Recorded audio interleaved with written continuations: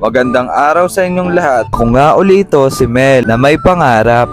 Ngayong araw ho ay pupunta po ako sa kabilang barbershop. Doon po ako magugupit. At medyo malayo-layo pa rin ang pupuntahan ko. Mga 2 kanto ho yung dadaanan ko. At dito nga palabas na ako dito sa compound. At may nadaanan akong mga bata dyan. Ayan nga sila. At ipapakita ko nga po yung ginagamit kong NMAX. At dito nga banda ay malapit-lapit na ako. Yung barbershop. Sa mga hindi po nakakaalam ng barbershop na ito, ay dito po yan sa Barangay 73, Caloocan City. At dito nga banda ay malapit na ako sa barbershop. At dito nga tumawid ako kasi malapit na ako at nandito na nga ako at sinit up ko na yung camera ko. Ang gupit nga ng customer ko ay low drop feed. Maya maya lang ay sisimulan ko na maggupit. Dito nga nagsimula na ako at linagyan ko ng balabal.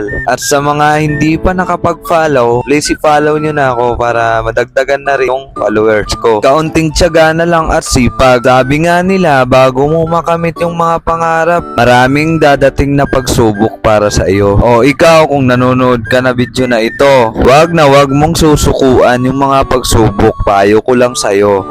Kasi pag sinukuan mo yung mga pagsubok na ito, ay hindi ka matapang na tao. Isa kang hangal, joke lang. Kaya ikaw kung nahihirapan ka na, wag kang magtatali sa leeg. Sabi nga nila, wag mong subukan, masisira ang buhay mo. At shout out nga pala kay Boss Rick, yung may-ari ng barbershop. Yan na po siya. At dito nga banda ay patapos na rin ako maggupit. At dito nga kunting linis na lang ay malapit na akong matapos. Dito nga linis na lang, insan. Patapos na yan, insan.